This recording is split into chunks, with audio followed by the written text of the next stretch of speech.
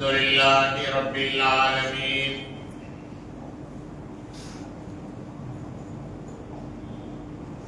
والصلاة والسلام على سيدنا محمد وعلى آله وأصحابه أجمعين.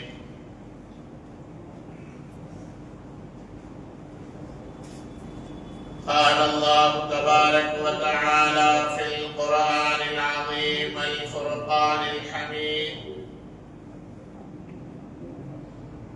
أعوذ بالله من الشيطان الرجيم. بسم الله الرحمن الرحيم. ألا إن أولياء الله لا خوف عليهم ولا هم يحزنون. صدق الله العلي العظيم. قال النبي صلى الله عليه وسلم: من آذى لي وليا فقد آذنته بالحرب، أو كما قال عليه الصلاة والتسليم. رضينا بالله ربا وبالإسلام دينا وبمحمد صلى الله عليه وسلم نبيا ورسولا وبمحي الدين عبد القادر جيلاني قدس الله سره العزيز شيخا ومرشدا. அளவற்ற அருளாளனும் நிகரற்ற அன்புடையவருமாகிய எல்லாம் வல்ல அல்லாஹ்வின் திருப்பெயரால் துவங்குவோமாக. ஸலாத்தும் ஸலாமும் ஹஜ்ரத் சையதுனா முஹம்மதுர் ரசூலுல்லாஹி ஸல்லல்லாஹு அலைஹி வஸல்லம் அவர்கள் மீதும், அவர்களை பின்பற்றி வாழ்ந்த சத்திய சஹாபாக்கள், தாபிஈன்கள், தபவு தாபிஈன்கள், இமாம்கள், இன்று உலகத்திலே பல்வேறு பகுதியில் வாழக்கூடிய முஸ்லிம் சமுதாய மக்கள், குறிப்பாக இந்த ஜும்மாவுடைய தொழுகைக்காக முன்னமே வந்து அமர்ந்திருக்கிற நம் எல்லோரின் மீதும் அல்லாஹ்வின் அன்பும் அருளும் என்றென்றும் நின்று நீங்கான நிலவட்டுமாகுக. ரப்புல் ஆலமீன் அல்லாஹ் ஜல்ல ஷானஹு தஆலா நமக்கும் நம்முடைய சந்ததிகளுக்கும் நீண்ட ஆயுளையும் நிறைவான செல்வத்தையும் நோயற்ற வாழ்வையும் குன்றாத மன நிம்மதியையும் சம்பூர்ணமான ஈமானிய பாக்கியத்தையும் தந்தருள் புரிவானாக. அன்பான பெருமக்களே, ரப்புல் ஆலமீன் அல்லாஹ் ஜல்ல ஷானஹு தஆலா ஒவ்வொரு காலகட்டத்திலும் தன்னுடைய மார்க்க பணியை செய்வதற்காக அறப்பணியாளர்களை ஒவ்வொரு காலகட்டத்திலும் அனுப்பி கொண்டே இருக்கிறார். நபிமார்களுடைய காலம் முடிந்ததற்கு பிறகு சஹாபாக்கள், தாபிஈன்கள், தபவு தாபிஈன்கள் என்ற வரிசையினுடைய தொடரிலே எத்தனையோ வலிமார்களை, இறைநேசர்களை சமயப்பணி ஆற்றுவதற்காக, மார்க்கத்தினுடைய விளக்கங்களை மக்களுக்கு போதிப்பதற்காக உலகெங்கிலும் ரப்புல் ஆலமீன் அனுப்பி வைத்துக் கொண்டே இருக்கிறார். தமிழ்நாட்டிலே நிறைய தர்காக்கள் இருக்கிறது, வலிமார்களுடைய அடக்க ஸ்தலங்கள் இருக்கிறது. வெளித்தோற்றத்திலே பார்க்கிற போது யாரோ ஒருவர் வந்திருக்கிறார், சில காரியங்களை செய்திருக்கிறார்கள், இறந்து போயிருக்கிறார்கள், மக்கள் எல்லாம் அவர்களை வைத்து தவறான முறையிலே நடந்து கொண்டிருக்கிறார்கள் என்பன போன்ற பிரச்சாரங்கள் எல்லாம் செய்யப்படுகிறது. ஆனால் அதனுடைய உண்மை வரலாறுகளை, யதார்த்தமான நிகழ்வுகளை, சத்தியமான போதனைகளை மற்றவர்கள் தெரிந்திருக்கிறார்களோ இல்லையோ, முஸ்லிம்கள் அதை பற்றி தெரிந்தவர்கள் மிகுந்த குறைவான எண்ணிக்கையில் தான் இருக்கிறார். சமீபத்தில் மதுரை திருப்பரங்குன்றம் மலையினுடைய உச்சியிலே இருக்கக்கூடிய சுல்தான் சிக்கந்தர் பாதுஷா வலியுல்லாவுடைய தர்கா பற்றிய சர்ச்சை வந்தது. பொதுவாகவே ஜும்மாக்களில் வரக்கூடியவர்கள் இந்த விஷயங்களை 100% நல்ல மனதோடு கேட்பவர்களும் இருக்கிறார்கள். சில பேர் இதெல்லாம் தேவையா அப்படின்னு நினைக்கிறவங்களும் இருக்கலாம். சில பேர் நம்ம அந்த தலைப்புக்குள்ளே போக வேண்டாம் அப்படிங்கிறவங்களும் இருக்கலாம். ஆனா எப்போது அது சர்ச்சையாக்கப்பட்டதோ அப்போது அது சம்பந்தமான சில செய்திகளை தெரிந்து கொள்வது முஸ்லிம்களின் மீது கடமை, தெரிய வைப்பது ஒவ்வொரு மஸ்ஜிதனுடைய இமாமின் மீதும் தார்மீக கடமையாக இருக்கிறது. அன்பான பெருமக்களே, ஏர்வாடி மாநகர்ல சுல்தான் சையத் இப்ராஹிம் வலியுல்லா என்று ஒரு மிகப்பெரிய மகான் அடங்கியிருக்கிறார். நிறைய பேர் நம்ம ஜியாரத்துக்கு போயிருக்கோம். அவர்களுக்கும் திருப்பரங்குன்றம் மலையில இருக்கக்கூடிய சுல்தான் சிக்கந்தர் பாதுஷா வலியுல்லா அவர்களுக்கும் ஒரு நெருக்கமான தொடர்பு இருக்கிறது. அரசியல் செய்த விஷயங்களையோ அல்லது கார்த்திகை தீபத்திலே தீபம் எங்கே ஏற்ற வேண்டும் என்ற செய்திகளையோ அல்லது சங்கிகள் பாசிச கும்பல்களை பற்றி சகுடு மேனிக்கு அவர்களை கிழித்தெறிவதோ இந்த உரையின் நோக்கம் அல்ல. சரியான வரலாறு என்ன என்பதை தெரிந்து கொள்வது மாத்திரமே இந்த உரையினுடைய நோக்கமாகும்.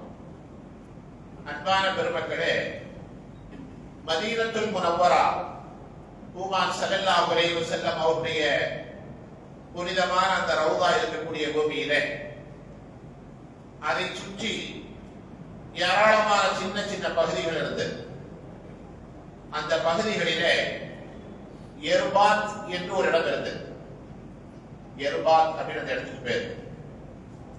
பெருமானாருடைய 18வது தலைமுறை பேரர் சையத் இப்ராஹிம் அங்கே வாழ்ந்து கொண்டிருந்தார். அவர் ஊர் பேர் எர்பாத் பேரு, மதீனாவுக்கு பக்கத்துல. ஒரு வெள்ளிக்கிழமை ராத்திரி தூங்கிக் கொண்டிருக்கிற போது ஹஜ்ரத் ரசூலுல்லாஹி ஸல்லல்லாஹு அலைஹி வஸல்லம் கனவிலே காட்சி தருகிறார்கள். சையத் இப்ராஹிம் அவர்களை பார்த்து சொல்கிறார்கள், நீங்கள் என்னுடைய மண்ணிலே இருக்கிறீர்கள், நிறைய தொழுகிறீர்கள், வணங்குகிறீர்கள், சதாவும் ஸலவாத் ஓதிக்கொண்டே இருக்கிறீர்கள். ஆனால் இது போதாது, நீங்கள் மதீனாவை விட்டு புறப்பட்டு வெளிநாடுகளிலே சென்று இஸ்லாத்தை பரப்ப வேண்டும் என்று பெருமானார் ஸல்லல்லாஹு அலைஹி வஸல்லம் கனவிலே கட்டளையிட்டார். சையத் இப்ராஹிம் பூமானுடைய வழித்தோன்றல், அவர்கள் இந்த கட்டளையை ஏற்றுக்கொண்டு தனக்கு பக்கத்திலே இருப்பவர்கள், அருகிலே இருப்பவர்கள் எல்லோரிடத்திலும் இந்த செய்தியை சொல்கிறார். நான் கனவுல நம்முடைய பாட்டக்கார பார்த்தேன், நபிகளார நான் பார்த்தேன், எனக்கு இப்படி ஒரு உத்தரவு வந்திருக்கிறது என்று சொன்ன உடனேயே அக்கம் பக்கத்தில் இருக்கிறவங்க, அவர்களுக்கு நெருக்கமானவர்கள், வீரமிக்கவர்கள் என்று கிட்டத்தட்ட ஒரு 4000 பேர் சுல்தான் சையத் இப்ராஹிம் வலியுல்லா அவர்களோடு சேர்ந்து புறப்பட்டு பல இடங்களுக்கு பயணமாகிறார். இது எப்ப நடந்துச்சுன்னா ஹிஜ்ரி 557 நடந்தது. இந்த கனவு பார்த்த இந்த செய்தி ஹிஜ்ரி 557 நடந்தது. இப்ப நம்ம ஹிஜ்ரி 1447 இருக்கிறோம்.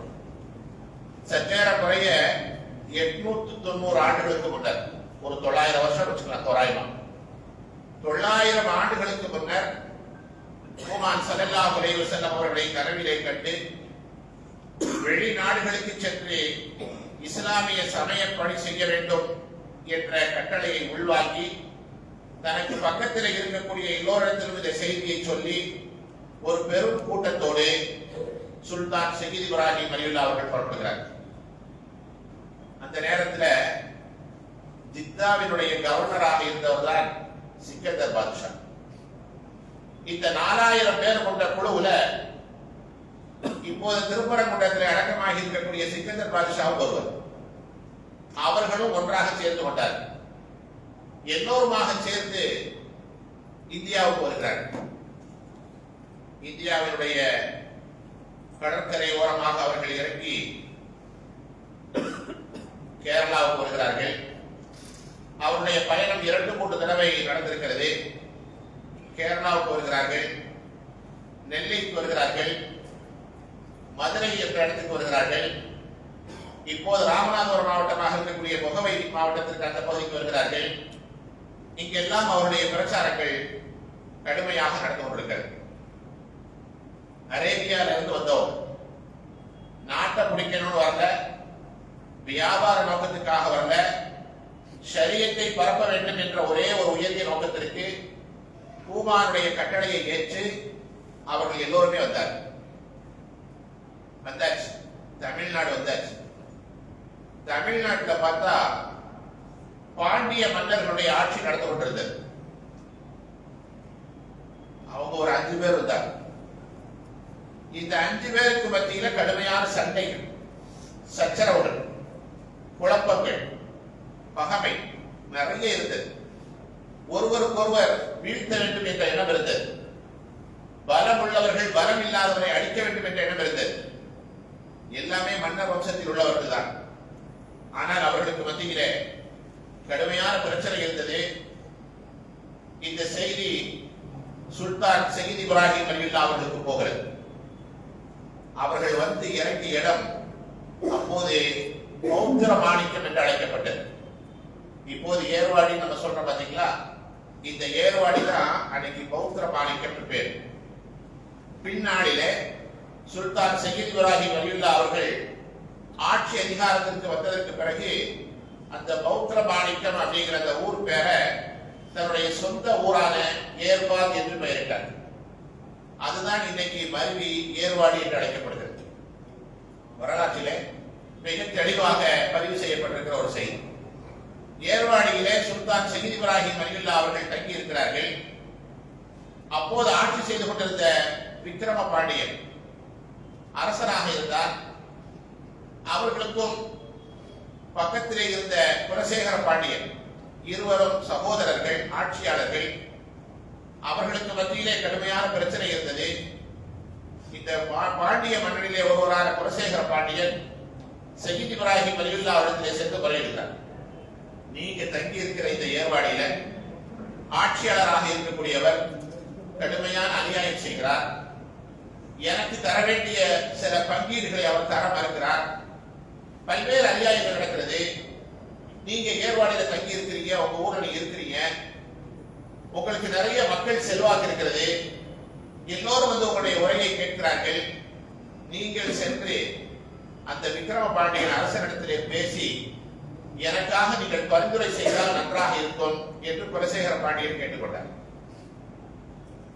இப்ராஹிம் அலியுல்லா அவர்கள் யோசிக்கிறார்கள். சரி, மார்க்கத்தினுடைய அமைப்பு அப்படித்தானே, அநியாயத்தை தட்டி கேட்கணும், யாரு பாதிக்கப்பட்டார்களோ அவர்களுக்கு பக்கத்திலே நாம் இருக்க வேண்டும், இதுதான் ஷரியத்துடைய இயல்பு. சுல்தான் சயீத் இப்ராஹிம் அலியுல்லா அவர்கள் அந்த ஏர்வாடி நகரை ஆட்சி செய்து கொண்டிருந்த விக்ரம பாண்டியன் அரசனிடத்திலே சென்று விளக்கம் கேட்கிறார்.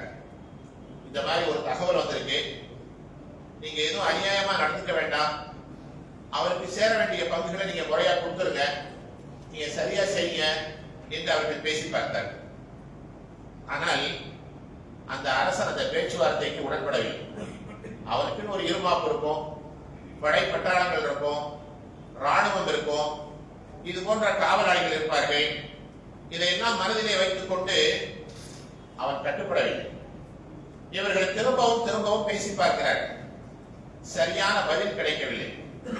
இறுதியாக அநியாயம் செய்யக்கூடிய அரசரோடு போரிட வேண்டிய நிர்பந்தத்திற்கு சுல்தான் சயீத் இப்ராஹிம் அலியுல்லா அவர்கள் தள்ளப்படுகிறார்.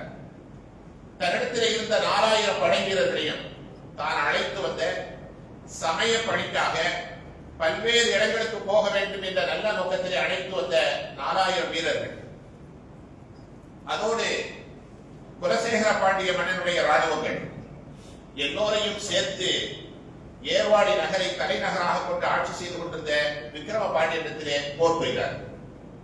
அல்லாஹ்வுடைய மிகப்பெரிய உதவி, அந்த போரிலே சுல்தான் சயீத் இப்ராஹிம் அலியுல்லா அவர்கள் வெற்றி கொள்கிறார். அவன் ஓடிட்டான், விக்ரம பாண்டியன் ஓடிவிட்டான்.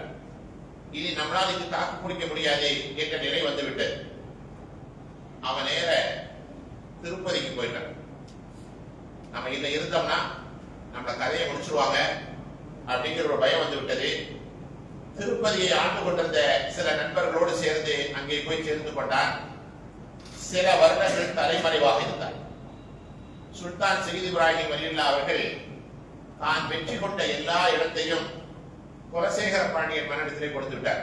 எனக்கு ஆட்சி நோக்கம் இல்லை, அதிகார நோக்கம் இல்லை, நான் அதுக்காக வரல, ஒரு அநியாயத்தை தட்டி கேட்கணும் அப்படிங்கிறதுக்காக வேண்டி நீங்க சொன்னீங்க, நான் அதை செஞ்சுட்டேன், இந்த பகுதிகளை பூரா நீங்களே வச்சுக்க, ஆட்சி செய்து கொள்ளுங்கள் என்று கொடுத்து விட்டார்.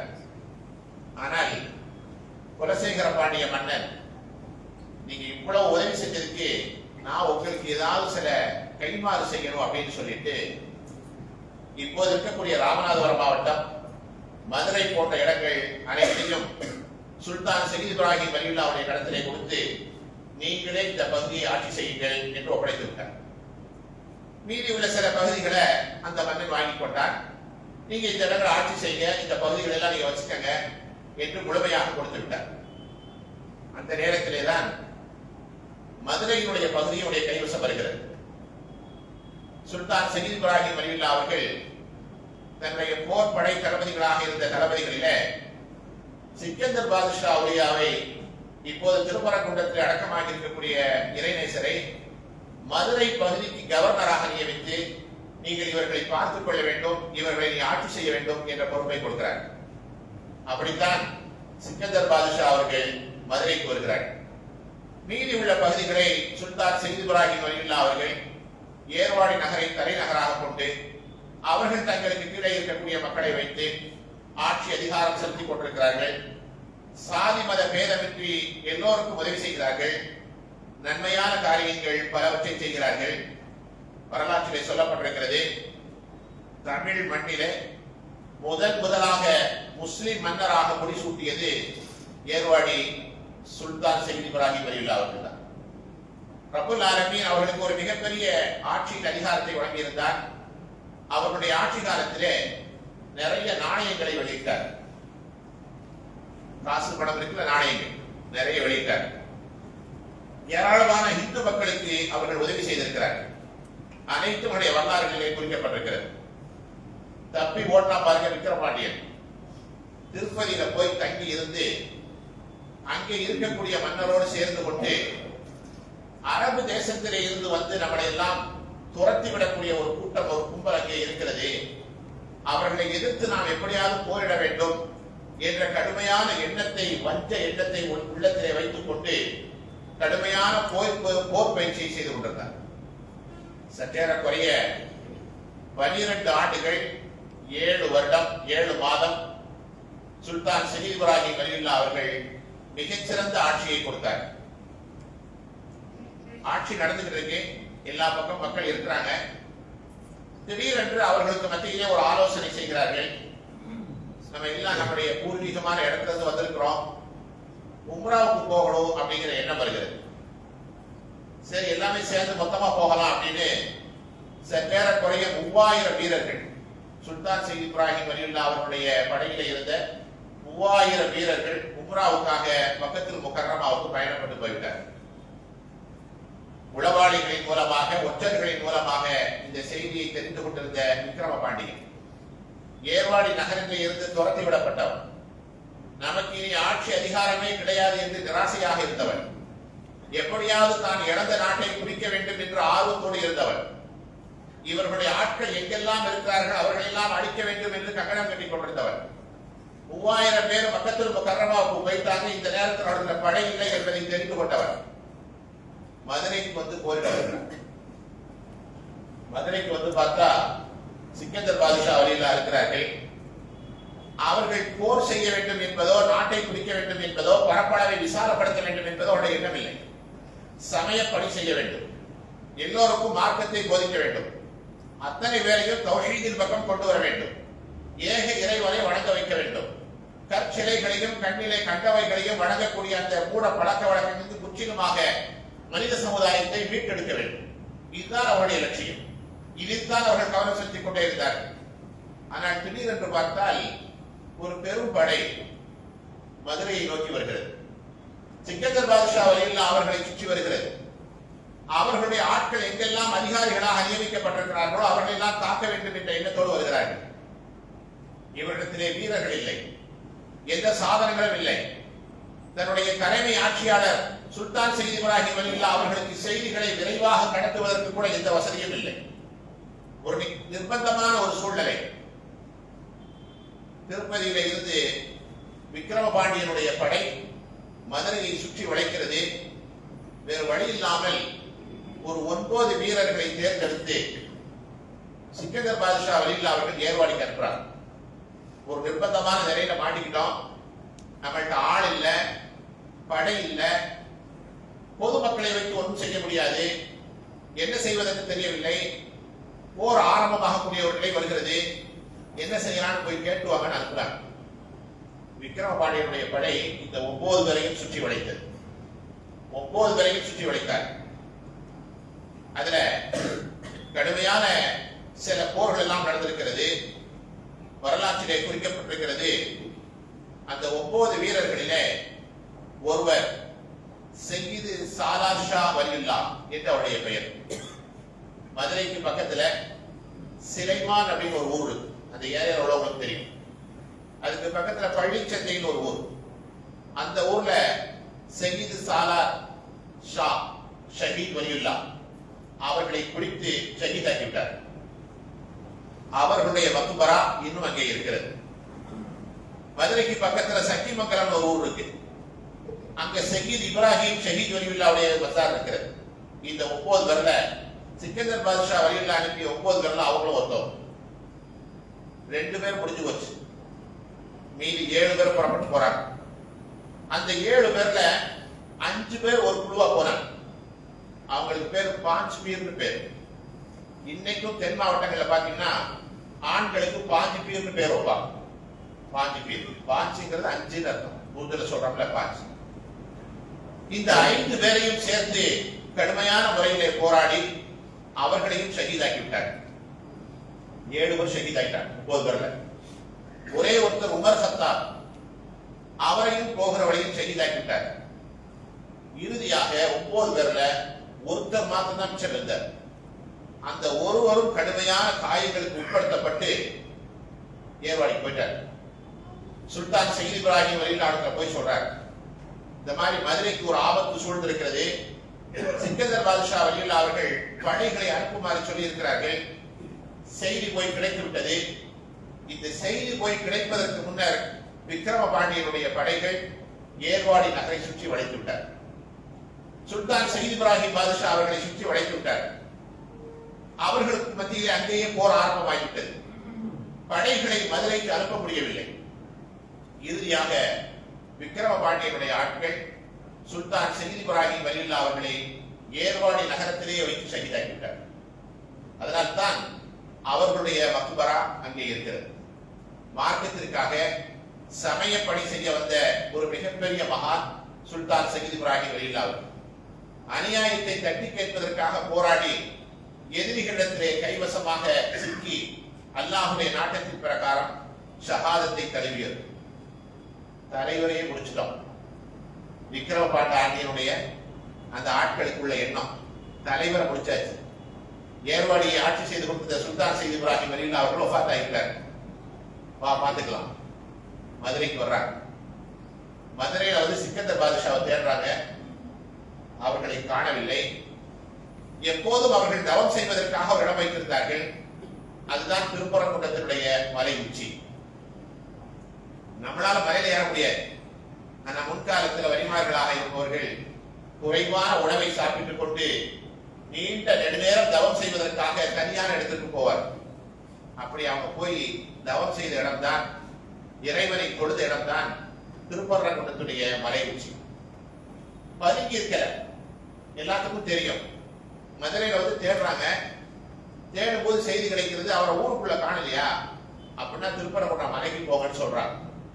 அங்க போய் பார்த்தா குகையிலே எந்த பாதுகாப்பும் இல்லாமல் தன்னந்தனியாக சிக்கந்தர் பாதுஷா வலியுல்லா பொழுது கொண்டிருந்தார். அவர்கள் எதிர்பார்த்தது தானே. அந்த படைகள் அவர்களை சுற்றி வளைத்தது. சுற்றி வளைத்து உடனடியாக அங்கே அவர்களை ஷஹீதாக்கிவிட்டார், வஃபாத் ஆயிட்டார். வஃபாத் ஆனதோட விஷயம் முடிஞ்சிடல. பொதுவாக எல்லா இடங்கள்லயும் நிறைய பேர் பிறக்கிறாங்க, மௌத்தாகிறாங்க. மௌத்தா போற எல்லா இடத்துலயும் மக்கள் மொக்கிறது இல்லை. எல்லா இடங்களையும் பள்ளிவாசலை சுற்றி மையவாடிகள் இருக்கு, எத்தனையோ மன்னரைகள் இருக்கிறது. நம்ம கொண்டு போய் எல்லாத்தையும் அடக்கிறோம், வைக்கிறோம். எல்லா கபர்லையுமே போய் மக்கள் போய் ஜியாரத்துக்கு போறாங்க, துவா செய்யறாங்க, வசீலாவாக வச்சு கேட்கிறாங்க. எதுவுமே நடக்கிறது இல்லை. இப்போ ஒரு சில இடங்கள் மாத்திரம்தான் அது நடக்கிறது. அப்படியானால் ரப்புல் ஆலமீன் அவர்களுடைய கராமாத்துகளை, அவர்களுக்கு ரப்புல் ஆலமீன் வழங்கி இருக்கக்கூடிய அதிசயமான சில விஷயங்களை வெளிப்படுத்துவார், சில கட்டங்களிலே வெளிப்படுத்துவார். அது மாதிரி சிக்கந்தர் பாதுஷா வலியுல்லா அவர்களை ஷஹீதாக்கி மலை உச்சியில தான் அவர் இருப்பாரு, அங்கே இருக்கட்டும் அப்படின்னு அடக்கம் பண்ணிட்டார். அடக்கம் பண்ண கொஞ்ச நேரத்துல அந்த ஆட்சியாளர் விக்ரம பாண்டியனுக்கு பார்வை தெரியாமல் போய்விட்டது. கடுமையான ஒரு சோதனை வந்து விட்டது. ரெண்டு கண்ணும் முற்றிலுமாக தெரியவில்லை. எல்லோரும் பேசிக் கொண்டார்கள், நாம் ஏதோ ஒரு அநியாயம் செய்து விட்டோம், ஏதோ ஒரு தப்பு செஞ்சிட்டோம், அவர் மௌத்தா போயிட்டார், பரவாயில்ல, அங்க போய் ஏதாவது சொல்லி புலம்பி மன்னிப்பு கேட்போம் என்ற ஒரு எண்ணம் வந்தது. விக்ரம பாண்டியன் மேலே போகிறார். மலை உச்சியிலே போய் சிக்கந்தர் பாதுஷா வலியுல்லா அவர்கள் அடக்கமாக இருக்கிற அந்த இடத்திலே அமர்ந்து அழுது புலம்புகிறான். நான் செய்தது தவறு என்று கண்ணீர் ஒடிக்கிறான். கொஞ்ச நேரத்திலே அல்லாஹ்வுடைய நாட்டம், அவருடைய கராமாத்தின் வெளிப்பாடு, ரப்புல் ஆலமீன் பார்வையை கொடுத்து விட்டார். பார்வை கிடைச்சோட சந்தோஷம். நம்ம செஞ்சது தப்புதான், ஆனா இருந்தால் இவர் ஒரு பெரிய மனிதனாக இருக்கிறார், இவர் இறைத்தன்மை பெற்றவராக இருக்கிறார், இறைநேசம் பெற்றவராக இருக்கிறார், இவருக்கென்று நாம் சில பாதுகாப்புகளை தர வேண்டும் என்று அந்த மன்னருடைய காலத்திலேயே திருப்பரங்குன்றத்தினுடைய மலையினுடைய உச்சி பகுதி, அதை சுற்றியுள்ள பகுதி, இதுவெல்லாம் முஸ்லிம்களுக்கு சொந்தமானது, இந்த மன்னருடைய பரம்பரையிலே வரக்கூடியவர்களுக்கு சொந்தமானது என்று முழுவதுமாக எழுதி தரப்பட்டது. அது மட்டுமல்ல, அதை தொடர்ந்து அங்கே வாழ்ந்து கொண்டிருந்த பல மன்னர்களும் பல மனிதர்களும் அங்கே வர ஆரம்பித்தார். இது எப்ப நடந்துச்சுன்னா, ஹிஜ்ரி 607 ரஜபு பிறை 17ஆம் நாள் இது நடந்தது. முதல் கட்டமாக சிக்கந்தர் பாதுஷா வலியுல்லா அவருடைய மசாரில இருந்து ஒரு மிகப்பெரிய கராமத் வெளிப்படுகிறது. வெளிப்பட்டவுடன் மக்கள் எல்லாம் அங்கே போக வர ஆரம்பிக்கிறார்கள். அதற்கு பிறகு பல்வேறு மாற்றங்கள் ஏற்பட்டது. கிபி 1805 சற்றேறக்குறைய 220 ஆண்டுகளுக்கு முன்னர் ஆற்காடு நவாப் அசீமுத் தௌலா அவர்களின் மூலமாக தர்கா, அங்கே மக்கள் தங்குவதற்கான மண்டபம், மலை பாதையிலே ஏறி போவதற்கான படிக்கட்டுகள், இது அனைத்தும் முழுமையாக எழுதி தரப்பட்டு செம்பு பட்டயத்தின் மூலமாக, கல்வெட்டின் மூலமாக இது முஸ்லிம்களுக்கு சொந்தமானது என்று முழுமையாக பதிவு செய்யப்பட்டது. அதற்கு பிறகு ஒரு பெரிய மாற்றம். ஹிந்துவாக இருந்து முஸ்லிமாக மாறிய மருதநாயகம் என்று அழைக்கப்படக்கூடிய கான் சாஹிப் அவர்கள் மதுரையை ஆட்சி செய்து கொண்டிருந்த போது அந்த தர்காவிலே ஒரு மிகப்பெரிய மாற்றம் செய்யப்பட்டது. இப்படித்தான் முஸ்லிம்களுடைய வரலாறு, தியாகிகளுடைய வரலாறு, ஷஹீதுகளுடைய வரலாறு சத்தியமான முறையில் சொல்லப்பட்டிருக்கிறது. அந்த தர்காவை அகற்ற வேண்டும், அதை இடிக்க வேண்டும், அயோத்தி போன்று ஆக்க வேண்டும், தீபத்தை சர்வேர் கல்லேதான் ஏற்ற வேண்டும் என்றெல்லாம் சொல்வது பெரிய விஷயம் அல்ல, அது அவங்களுடைய வேலை. ஒரு வருத்தமான செய்தி என்ன தெரியுமா? இதே சென்னையில எந்த பள்ளிவாசல் கேட்காதீங்க, கடந்த வார ஜும்மாவிலே ஒரு ஆலிம் பேசுகிறார், சிக்கந்தர் பாதுஷா திருப்பரங்குன்ற மலையில இருக்காரோ இல்லையோ அது எனக்கு தெரியாது, ஆனா முஸ்லிம்களுடைய சொத்தை பாதுகாக்கணும் அப்படின்னு பேசுறார். இந்த வார்த்தை ரொம்பவும் ஷரியத்தை புரியாமல், மார்க்கத்தை தெரியாமல், ஏனோ தானோ என்று பேசுகிற வார்த்தை தான் எதிரிகளுக்கு பலமாக போகிறது. தர்காவுடைய விஷயத்திலே, ஜியாரத்துடைய விஷயத்திலே, கராமத் வசீலாவை விளக்குகிற விஷயத்திலே நமக்கு மத்தியில் 1000 கருத்து வேறுபாடுகள் இருக்கின்றன. அதை பற்றி விவாதிக்கிற களம் அல்ல இது, அதை பற்றி பேசுகிற மேடை அல்ல இது.